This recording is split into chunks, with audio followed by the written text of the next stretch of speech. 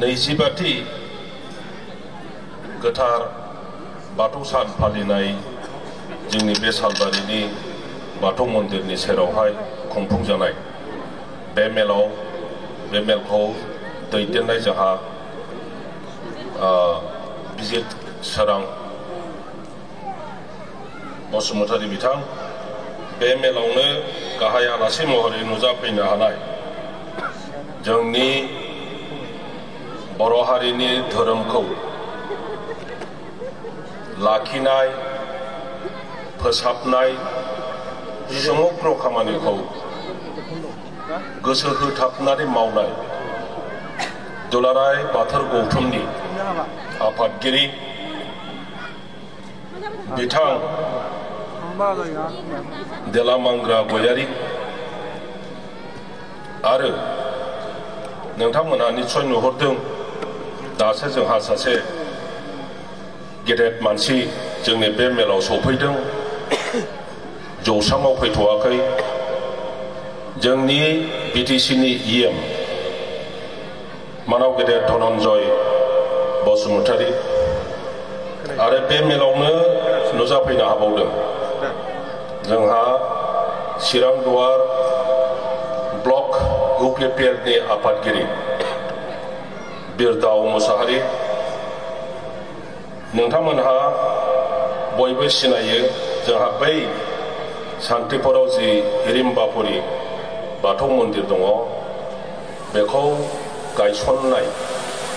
गायसनगिरि बिथां सुजुगोरा बसुमतारी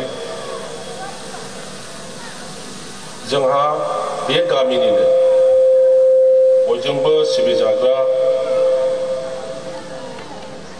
आदा आसारु बसुमतारी बिथां आरो बे जौसाङावनो नुजाफैनो हानाय गासैबो गेदेमा आलासि बिथांमोन गुबुन गुबुन गामिनिफ्राय नुजाफैनो हानाय आंनि बाथौआरि बिदा फंबाय बिब' बिनानाव नोंथांमोन कमिटिया आंखौ बे दिनैनि मेलखौ बेखेवनो लेंहरदों जोबोद मोजां मोनदों लेंहरजानानै दा आं गुसुं बाथ्रा बुंनानै बे मेलखौ आलासि जोंनि धोरोमारि दैदेनगिरि बिथांमोननि मोजां खोथा धोरोमनि खोथा मा जागासिनो दङ मा जाहैगोन बेफोरनि खोथा नोंथांमोननो खोनासंहोनो आङो बेखेवना होनोसै आं जास्ट मोनसे गोसोखांहोनो लुबैदों नोंथांमोनखौ आं लेक्सार बायदि होनो बाबाय रायलायनि जोङो गोलाव बोसोर आन्दलन खालामबाय बर' हारिया बे समाव मा जादों जोंनाव रागा जोंनाय गिनाय बोराबनाय खारखोमानाय बागदावनाय बेबायदिसो परिस्थिति नङामोनबा नै मिलिटारि फैगौनो नै पुलिस फैगौनो नै उमुगा ओरै जाबायनो रावनिबो गोसोआव खुसि गैयामोन मोसानाय गैलामोन जोंनाव गेलेनाय गैलामोन जोंनाव सावरि बादालि जानोबो ओंखारनो हालामोन जोंनाव हाबा हुखा जायोब्लाबो स्रोद स्रोद जाखोमानांनाय जादोंमोन जोंनि गथ' गथायफ्रा गोसो होसारनानै स्कुल कलेजाव थांनो परिस्थिति गैयामोन दा बेफोरनि थाखाय मा जादों जोंनि बर'फोरनि महर मोखां अरहि अरहा मिनिनो रोङै मेगन जाखर जाखर बेबायदि अबस्था जादों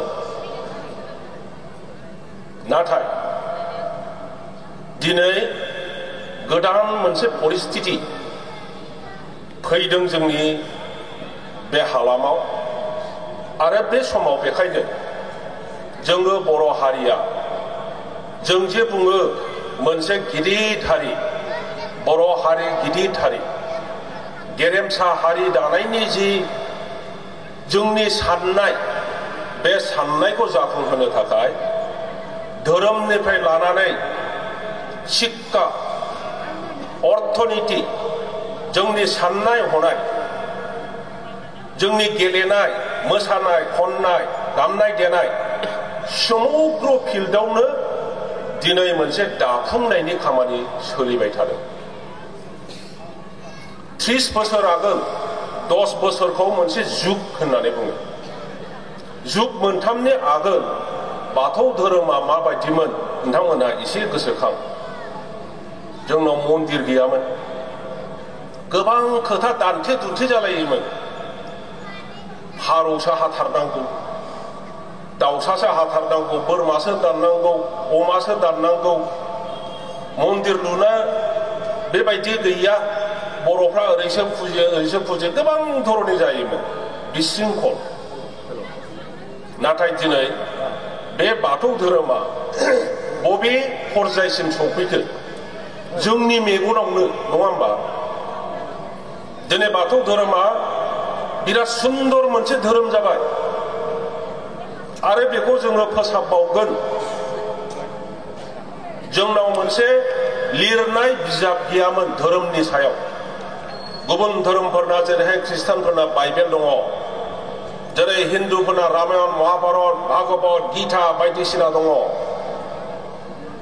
जों दा बाथौफोरनाव बे रोखोम लिरनाय लेखा गैयैलाय जोंनि आलासिया फैबाय हनै धनन्जय बसुमतारी EM, बयबो खेबसे आफा खबनानै हो।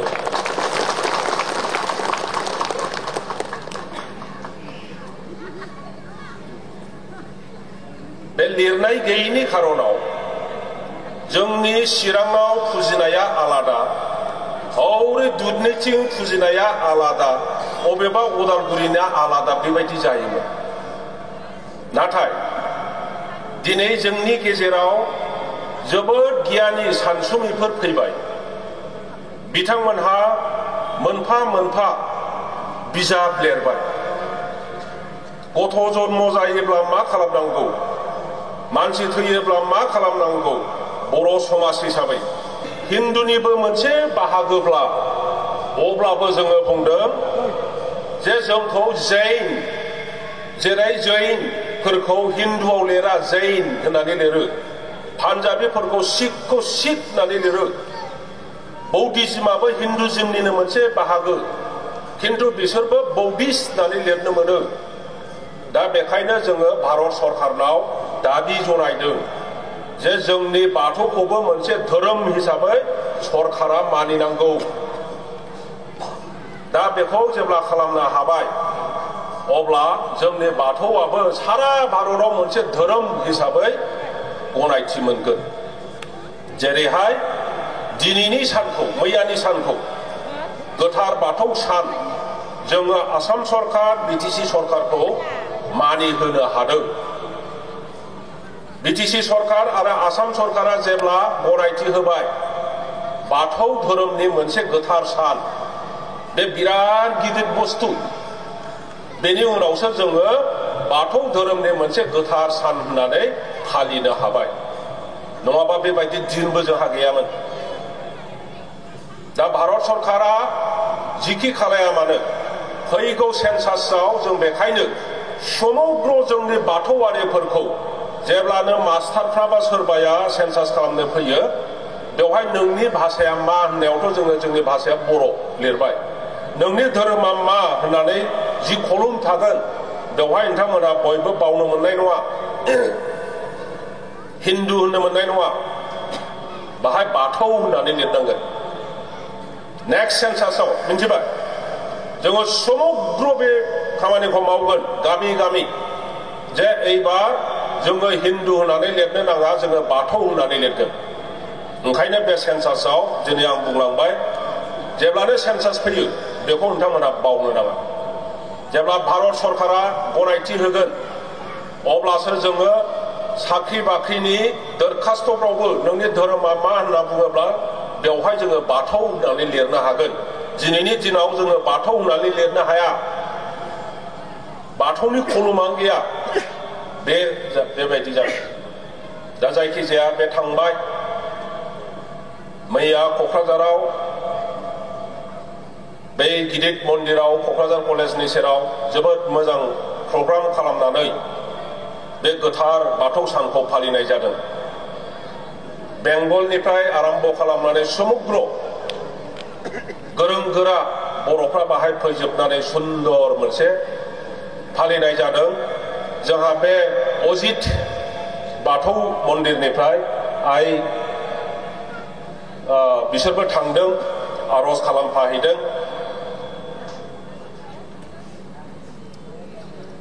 बिराद मोजां जाबाय मथथे दा बाख्नायनांगोन आरो जोंहा दैदेनगिरि बिथांमोननि जि साननाय हनाय मोजां जालांगासिनो दङ आं बेखिनियाव मोनसे खोथा बुंनो लुबैदों जोंनो हाजार हाजार बोसोर बर' जाथि हिसाबै थांनानै थाबोनाया जाहैबाय बाथौ धोरोमनि दारैसो थांनानै थाबोदों बेनि गुदिखौ नागिरनोब्ला दिनै रामायण महाभारत जि भारताव पुरानासफोर दङ बेफोरखौ फरायब्लासो मिन्थियो जोंनि जारिमिनखौ बबेबा मोनसे समनिफ्राय खोमाजोबदों बेखौथ' जों दिनै मिन्थिगौ नाथाय भारतनि बे एपिक पुरानासफ्राव बेफोरो रोखा रोखा दङ जे बे समग्र ओनसोलखौ कामाख्या होननानै बुङोमोन महाभारत जुगाव बे कामाख्या होननाया बे कामाख्या मन्दिर नङा जोंनि देशखौनो कामाख्या होनना बुंखायोमोन बे कामाख्यायाव महाभारतनि समाव कृष्णनि दिनाव 6 जन राजा दंमोन जोंहा दा बेफोरखौ बुंलांब्ला गोलाव जालांगोन आं बुंलांला बे धोरोमा फैयै फैयै जोंनि बर'फ्रा बाथौखौ गारनानै गुबुन धोरोमाव थांनाया 150 बोसोरबो जायाखै आफाफोर मिन्थिबाय ब्रिटिशफोर फैनायनि उनावसो जोंनि बिदा फंबाय माखासेफ्रा ख्रिस्टान जादों माखासेफ्रा दिनै जयगुरु जादों आरोबाव माखासेफ्रा दिनै माने ख्रिस्ट गुरुबो जादों गाव गावनि साननाय हनायजों थांदों नाथाय जाथि हिसाबै थांनानै थानांगौब्ला बाथौसो बे बाथौआ खालि धोरोमल' नङा जोंनि थाखाय बे बाथौआ जाहैबाय जोंनि सिनायथि आइडेन्टिटि बेवहायनो दङ जोंनि साननाय हनाय जोंनि आखल आखु जोंनि गाननाय जोमनाय खननाय मोसानाय हारिमु बे धोरोमजोंसो दंफायो नोंथांमोनहा गुबुन धोरोम लानाय बर'फोरनि जि मोसानाय खननाय बेफोरखौ नायोब्ला बे खोथाखौ गोरलैयैनो बुजिनो हागोन आंथ' खावलायो आगोलाव जोंनि बिदा फंबायफ्रा जेरैहाय भुल खालामबाय गुबुनाव थांनानै जों दिनै हारि मोनसे दाफुंनो नागिरदों गेदेमा हारि बर' हारि दाफुंनो जोङो खोथा बुङो खामानि मावगासिनो दं सिन्था खालामलायो अब्ला मोनसे हारिनि थामोनथाखौ लाखिग्राया जाहैबाय गिबियावनो धोरोम धोरोमनि उनाव भाषा रावनि उनावहाय कला कृष्टि परम्परा बेफोर समग्रखौ आबुं लाखिनो हायोब्लासो जोङो गिदिर हारि जागोन दा जि दङ जोङो बाथौआरि गुबुनाव थांनायनि सिन्था खालामनो नांला बे धोरोमावनो थानानै बेखौ माबोरैहाय फोसाबनो साबसिननिफ्राय साबसिन बोरै खालामलांनो जेन' 100 बोसोरनि उनाव 200 बोसोरनि उनाव बर'ल' नङा साखाथि फाखाथि थानाय गुबुन हारिफ्राबो जेन' बाथौआरि बाथौ धोरोमखौ ग्रहण खालायो दिक्षा लायो बेबायदि आबुं मोनसे धोरोम जोंहा दाफुंनांगौ बाथौखौ बेखिनियाव आं मोनसे आरोबाव खावलायलांनो लुबैदों माबा बुलि बाथौनो माबा बिबार बाथौनो बाथौखौ ओरैसो हेबनांगौ बैसिना ओरैसो हेबो जायाखै बे गिदिर खोथा नङा नोङो बुलि होयो नोङो बिबार होयो नोङो आथार' फाथालि खालामो नोङो सरल' फाथालि खालामो नोंसोरो खालामलाय नांलाय खमलाय जानो नाङा मानसिफ्रा बाथौआवनो थानांगौ हिन्दुफ्रा मिरामिस नंगौना नङा मिरामिस नंगौना नङा फ्रायानो मिरामिस जीव जन्तुथ' जाया बुथारखाया किन्तु इसोर फुजिनायनि नामावहाय बे हिन्दुफ्रा दिनै कामाख्यायाव मानो बोरमा दानो? दिनै जोंनि बे महामाया मन्दिराव बेसेबां दाउ फारौ बोरमा सिथारो? बे जाहैबाय परम्परा, गोदोनिफ्राय मोनसे शक्ति नागिरनानै मानसिफ्रा देब देबीनि खाथियाव थांनानै आशीर्बाद नागिरदों। दा बेखौ गोरलैयै हमथानायाबो एसेबां इजि नङा। जोंहाबो मोनसे समावहाय महापुरुष ओंखारगोन जोंनि गेजेरावबो। बे महापुरुष फैयोब्ला समग्र खोथा बाथ्रा साबसिननिफ्राय साबसिन खालामना गालांगोन, जोंनि हारिया गेदेमा हारि जागोन।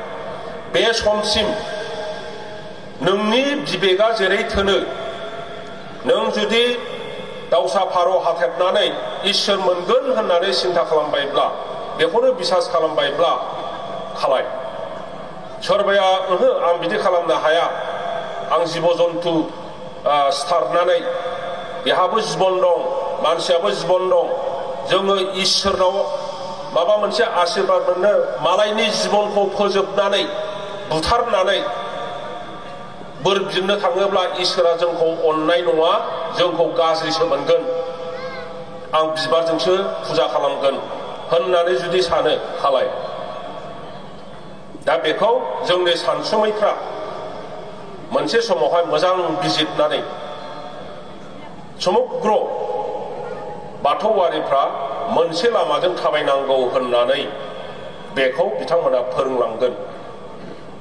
जों अबेखौबा नियमखौ मानिनो हायाखैब्ला जोंनि फिसाफ्रा मानिहैगोन, मोजांखौ लागोन, गाज्रिखौ नागारगोन। आं बेखिनिखौनो बुंबाय। बयबो बे गोथार बाथौ सानाव फैनानै बाहागो लाफैबाय, नोंथांमोनहा खस्थ' लाफैबाय। बयनोबो आङो आफा बाथौ बोराइनाव आरज गाबो, बयनिबो जिबनाव जेन' सुख सान्ति फैयो, उन्नति फैयो, न'खराव अनलायनाय सान्ति फैयो, गथ' गथायफोरनि फरायनाय मोजाङै दावखोनो हायो, गियान मोनो। बेनि थाखाय आफा इसोरनाव, आफा बाथौ बोराइनाव आरज गाबनानै नोंथांमोन बयनोबो गोसो सिंनिफ्राय खेबसेबाव खुलुमनाय आरो मोजां मोननाय जासिनानै बे मेलखौ बेखेवबाय होननानै आं बुंसारनानै होबाय। गोजोन्थों।